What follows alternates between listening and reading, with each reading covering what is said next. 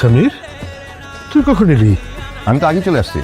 তুই আজকে তুই আমাদের বলবি না? তাহলে আমরা একসাথে আসতে পারতাম। মিথ্যা কথা বলবো? ওরে বাবা রে, চেয়ারম্যানের নির্বাচন এই কবুদ্দি না দিয়া তার সাথে তোমার কাকারে সুন্দর একটু ফ্রেশ ফিল করবি। না বাবা, তোমাকে এভাবে একা রেখে যাবো না। এটা আসলে রয়ে যায়। কিছু স্মৃতি কাজের থেকে অনেক গভীর হয়ে থাকে বাবা। ছুরি মারছে। দোষটা আসলে তোমার না জুবান, দোষটা আমার। সব না দেখে সাইন করেছি। যদি দেখে সাইন করতাম তাহলে তো এই বিপর্যয়ের মধ্যে পড়তে হতো না। ভাইজান, আরে আবুল ভাই, তোমার নাম্বার তো সেভ ছিল, চেঞ্জ করছো নাকি নাম্বার? মজা লেটা তো আমি বুঝি না, ঠিক আছে? আমি একটা বলদ আমার কিছু কি হয়েছে?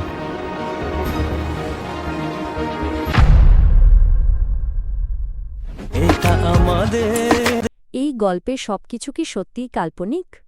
যারা প্রিয়জন ভেবে সবকিছু উজাড় করে দেয় তাদের সাথেই কেন এমন বিশ্বাসঘাতকতা হয়?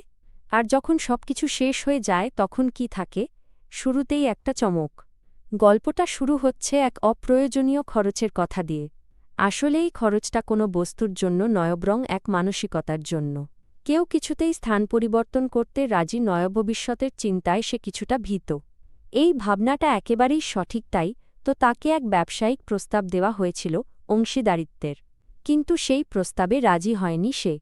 হঠাৎ করেই একজন আবির্ভূত হয়। স্বামীর কখন এলে? তাকে জিজ্ঞাসা করা হয়। এর উত্তরে সে জানায় সে আগেই এসেছে। কেন আগে জানানো হয়নি এই প্রশ্নও ওঠে। উত্তর আসে, তোমাকে কি মিথ্যে বলতে বলি? আসলে কোথায় কতদিন থাকবে কিছুই জানা নেই। এই অনিশ্চয়তার মধ্যেই নির্দেশ আসে, জলদি শেষ করে ফুপুর ঘরে যাও, আমি বাজারে যাচ্ছি। এই নির্দেশ কি শুধু কাজ ভাগ করে দেওয়া নাকি অন্য কিছু? কি বলে ওঠে জ্যোতি। তাকে ভুল না করার নির্দেশ দেওয়া হয়। সব সময় খেয়াল রাখতে বলা হয় জেঠা জেঠি বা ফুপু কারো কিছু দরকার হলে যেন তার নিমিষেই পূরণ করা হয়। ছোট বোনটিরও খেয়াল রাখতে হবে। অলরাইট, প্রশ্নটি নিশ্চিত করে নেয়। কিন্তু কেন এই এত নির্দেশ? কেন আমি দেব না? এই প্রশ্নই তোলে জ্যোতি। এই পৃথিবীতে আমার আর কে আছে? ওরা তো আমার বাবা মা। ওরা আসার পর মনে হচ্ছে যেন নিজের বাবা মা এসেছেন। জেঠির দিকে তাকালে মনে হয় যেন নিজের মায়ের মুখ দেখছি। ওদের দেখলে মনে খুব শান্তি লাগে। এই পৃথিবীতে আপন বলতে আমাদের আর কেউ নেই। ফুপু খুব ভালো মানুষ। এই কাজ শেষ করে তাড়াতাড়ি ভিতরে যাও, দেখ তো ওদের কোনো প্রয়োজন আছে কিনা। আমি বাজারে যাচ্ছি, বাজার করে আনছি। এরপর আর একজন জানায়, শোনো, কোনো চিন্তা করো না। জেঠা জেঠির দেখাশোনা করাটা শুধু আমাদের দায়িত্ব নয়, এটা আমাদের সৌভাগ্য। তার এই কথায় সায় দিয়ে বলা হয়, তুমি একদম ঠিক বলেছ।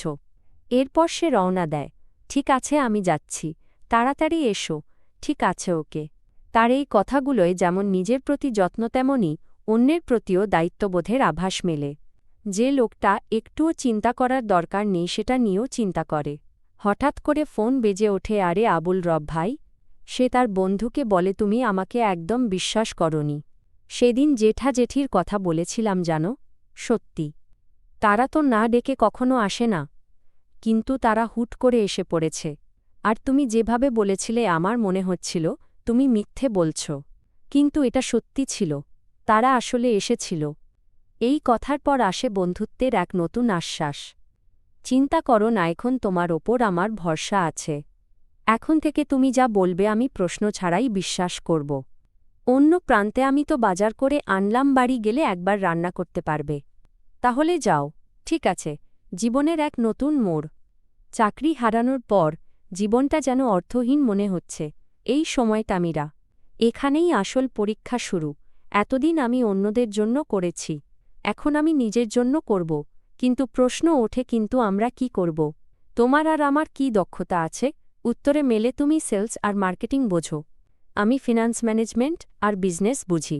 তাহলে বিনিয়োগ? তোমাকে চিন্তা করতে হবে না, আমি প্রাথমিক বিনিয়োগ করব। ছোট আকারে, কিন্তু আমার লক্ষ্য অনেক বড়। এই স্বপ্নের পেছনে লুকিয়ে আছে এক তীব্র আকাঙ্ক্ষা।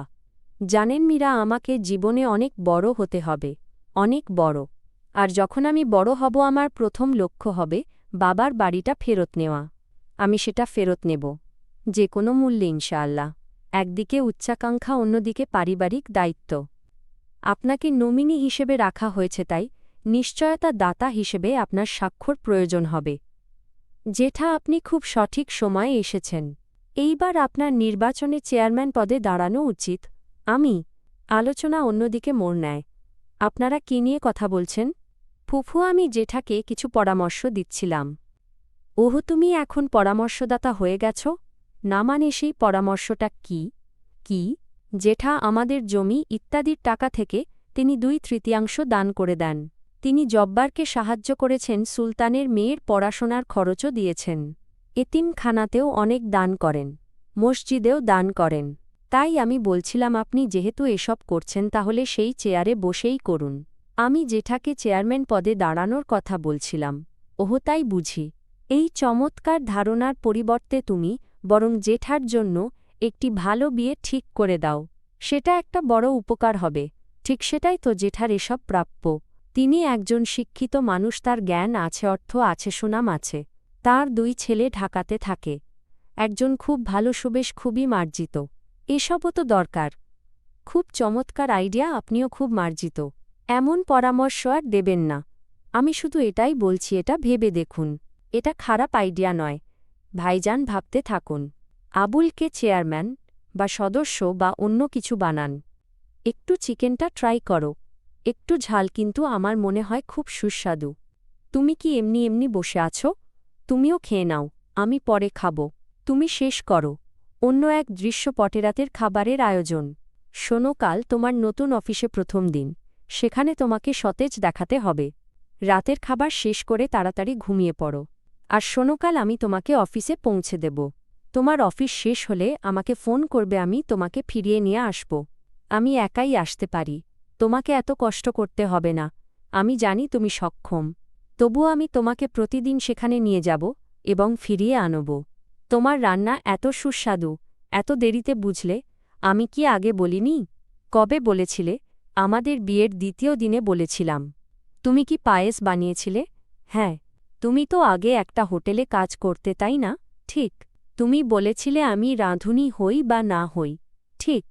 পৃথিবীতে এত লোক সোজাসুজি কথা বলতে পারে না, তারা ঘুরিয়ে কথা বলে। আমিও তাই করেছিলাম। মুখ খোল। নিজের রান্নাটা নিজেই চেখে দেখো কেমন হয়েছে। সেরা। মুখ খোলো। আমি খাবো, তুমিও খাও। তুমি এক কামড় খেলেই নদীতে পড়ে যাবে। মুখ খোলো। কেমন হয়েছে? নিখুঁত। আরও একটু ডাল দিন, এটা ভালো। একটু পরেই এক অপ্রত্যাশিত প্রশ্ন। জেঠা, হ্যাঁ, তুমি এখানে কেন এলে?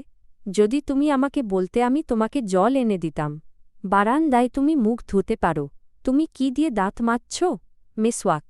তুমি কি জানো না? তোমার কি টুথব্রাশ নেই? আমার নেই, কিন্তু দোকানে পাওয়া যায়। তুমি একটা ব্রাশ কিনলে, তারপর এটারও প্রয়োজন হবে। কি টাকার অপচয়! এটা উপকারী। আমার বাচ্চা, এটা সত্যিই স্বাস্থ্যকর। নিম গাছের একটি ডাল। দেখো জেঠা, জানেন। এখানে আসো। আমার দাঁতগুলো দেখো। আমি এই দাঁত দিয়ে গরুর মাংস আর সব খেতে পারি, মানে হাড়গুলো। জেঠাসকালের নাস্তার জন্য। হ্যাঁ, আমি জমি থেকে কিছু আলু এনেছি, জ্যোতিকে বলেছি ভাজি করতে। আর গরম পরোটা। এসো, এসো। সাবধান। আমাকে একটু হাত দাও। চলো যাই। আমি এটা বন্ধ করে দিচ্ছি। চলো একসাথে যাই। নতুন দিনের শুরু। হেই জ্যোতি, স্বামীর। হ্যাঁ, কি? শোনো, আমি তোমার জন্য এখানে দুপুরের খাবার তৈরি করেছি। তুমি আমাকে পৌঁছে দেবে। তোমার কাজ শেষ করো। তারপর সময়মতো দুপুরের খাবার খেয়ে নিও। এগুলো ধোয়ার দরকার নেই। আমি ফিরে এসে করব। ঠিক আছে? ধন্যবাদ। আমার স্ত্রী আমার প্রতি খুব যত্নশীল। তাহলে আর কে তোমার যত্ন নেবে? আমি নাকি অন্য কেউ? অন্য কেউ আছে? আছে। আমি ছাড়া তোমার আর কে আছে? বলো, আমি ছাড়া তোমার জন্য আর কে আছে? মেহেরিন, এটা ভুলো না। এখন আমাকে এটা দাও। হেই, আমি তোমাকে আমার জন্য প্রার্থনা করতে বলেছিলাম, কারণ অফিসে আমার প্রথম দিন। আমি সেটার জন্যই যাচ্ছিলাম। চলো যাই। ভালো করে খাও, বাসন ধোবে না। আমি পরে ধোব। ঠিক আছে। কর্মজীবনের এক নতুন উপলব্ধি। এই অফিস শুধু ব্যবসার জন্য নয় মীরা। তাহলে এটা আমার জন্য এক নতুন শুরু। আমাকে জীবনে অনেক বড় হতে হবে। অনেক বড়। শুধু আর্থিকভাবে নয়, মনন ও দক্ষতায়ও। ঠিক আছে, সত্যি বলতে এবার আমি ছোটখাটো বিষয় নিয়ে মাথা ঘামাব না। আমি তুচ্ছ জিনিসকে আমার অগ্রাধিকার হতে দেব না। আর জীবনের ভুলগুলো? আমি জীবনে যে সমস্ত ভুল করেছি মীরা, সব কিছুর জন্য অন্যদের কাছে ক্ষমা চাওয়ার আগে আমাকে নিজেকে ক্ষমা করতে হবে। ঠিক, জীবন সত্যিই নতুন করে শুরু হতে পারে না যতক্ষণ না তুমি নিজেকে ক্ষমা করছ। একদম। এই অফিসে আমি পুরনো ফাহাদ হিসেবে ঢুকতে চাই না। সম্পূর্ণ নতুন ফাহাদ। আমি সবকিছু নতুন নতুন পথে শুরু করতে চাই। আকস্মিক এক হুমকি, 7 দিনের মধ্যে সমস্ত টাকা ফেরত দাও, নইলে আমি তোমার নামে পুলিশের কাছে রিপোর্ট করব। কি? হ্যাঁ, শুরু করা যাক। সব ঠিক আছে? হ্যাঁ, অনুগ্রহ করে। আমাদের হাতে বর্তমানে কতগুলো প্রকল্প আছে? 6-7টা। সব ঠিক আছে? আমি যাব। ঠিক আছে। হেই, এখানে এসো। হ্যাঁ স্যার। আজ তোমার অফিসে প্রথম দিন। যদি কোনো কিছুতে তোমার মন খারাপ লাগে তাহলে এটা মনে রেখো, তোমার এমন কেউ আছে যে তোমার হাসির জন্য নিজের জীবনের চেয়ে বেশি মূল্য দেয়। তুমি জানো না, এই মানুষটি আমার জীবনের সবচেয়ে গুরুত্বপূর্ণ মানুষ। আমি তোমার এই হাসিটা দেখতে চাই যখন আমরা বাড়ি ফিরব। বাবা, কিচ্ছু আমার মন ভালো লাগছে না। তুমি নিজেকে এভাবে ভেঙে পড়তে দিচ্ছ কেন? আমি জানি না বাবা। মনে হচ্ছে আমি কোথাও আটকে গেছি। তাহলে এটা করো, কিছুদিন বিদেশে ঘুরে এসো। আমার মনে হয় এটা তোমাকে সতেজ অনুভব করতে সাহায্য করবে। না বাবা, আমি তোমাকে একা রেখে যাব না। তাহলে আমি বরং কাজের দিকে মনোযোগ দেব। হয়তো তা আমাকে নিজেকে সামলে নিতে সাহায্য করবে। সেক্ষেত্রেই ফাইলটা নাও। ফাহাদ এটা দেখত। আর আমার মনে হয় এই ফাইলটা যদি ফাহাদের আর একটা দিন থাকত সে এটা শেষ করতে পারত। আসলে ফাহাদ কাজে অত্যন্ত সক্ষম ছিল। সে কাজে খুব সিরিয়াস ছিল। কিছু মানুষ চলে যাওয়ার পরেও তাদের কাজের স্মৃতি রেখে যায়। কিছু স্মৃতি কাজের চেয়ে অনেক গভীর হয়। ফাহাদ, তোমার জন্য চা জেঠা। আমার বড় ছেলে ফাহাদ। আমি ওকে এতটাই আদর করেছিলাম, এত ভালোবাসা দিয়েছিলাম যে শেষ পর্যন্ত সে তার নিজের বাবা মাকে ছুরি মেরেছে।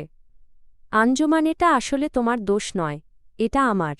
আমি তোমার ছেলের উপর অতিরিক্ত বিশ্বাস করেছিলাম, তাই আমি দলিল না পড়েই সই করে দিয়েছিলাম। যদি আমি সই করার আগে এটি পরীক্ষা করতাম তাহলে আমরা এই বিপর্যয়ে পড়তাম না। ভাইজান, আমার মনে হয় এই সব আমাদের ভাগ্যে লেখা ছিল। ভাগ্যে যা লেখা আছে তাই হবে। যেমন তারা বলে ভাগ্যের লেখা পরিবর্তন করা যায় না। ফাতিমা, তাহলে এটাই কি আমার নিয়তি ছিল? নিজের সন্তানের এমন ভয়াবহ দিক দেখা? আহা, হয়তো একদিন সবকিছু ঠিক হয়ে যাবে। আমি নিশ্চিত যে হবে। ততদিনে হয়তো আমরা আর থাকব না। ভাবি, চা খাও। আল্লাহর উপর বিশ্বাসই আমাদের অবলম্বন। যদি আমরা আল্লাহর উপর বিশ্বাস রাখি, তিনি সব কিছু ঠিক করে দেবেন। সব কিছু ঠিক হয়ে যাবে। ঠিক এটাই আমি বলেছিলাম ফাতিমা। আর এখানে আমার খুব শান্তি লাগছে, এমন শান্তি, এমনকি কবরও শান্তিময় হবে। তোমার চা, কিছু মুড়ি খাও। এখানে থেকে আমার খুব ভালো লাগছে। কি হচ্ছে এখানে? আসসালামু আলাইকুম বস। ওয়ালাইকুম আসসালাম। বসুন। ঠিক আছে মেহরিন, তোমাকে খুব সুন্দর লাগছে। ধন্যবাদ। কিন্তু অফিসে কাজের চেয়ে চেহারা বেশি গুরুত্বপূর্ণ। তবুও যদি একটি বন্ধুত্বপূর্ণ সম্পর্ক থাকে তাহলে কাজ সহজ হয়ে যায়। বন্ধুত্বপূর্ণ সম্পর্ক কাজের জন্য ঠিক আছে, কিন্তু এর বেশি কিছু হওয়া উচিত নয়। তুমি বড্ড বেশি সিরিয়াস হয়ে যাচ্ছ। বসেটা আসলেই একটা গুরুত্বপূর্ণ বিষয়। বসা, আমি শুধু কাজের উপর মনোযোগ দিতে চাই, অন্য কিছু অনুমোদিত হবে না। আমার মনে হয় আপনি আমার কথা বুঝতে পেরেছেন। যাই হোক, আমরা কি কখনো কোনো রেস্টুরেন্টে কফি খেতে খেতে বাকিটা আলোচনা করতে পারি?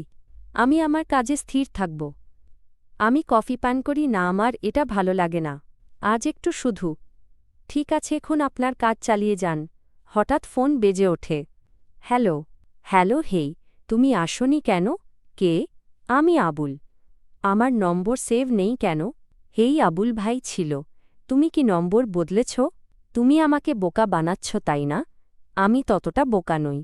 ঠিক আছে, ঠিক আছে, আমার ভুল। কেমন আছো? তেমন ভালো না। কেন? সবাই গ্রামে এসেছে, শুধু তুমি আসোনি। মানে সবাই?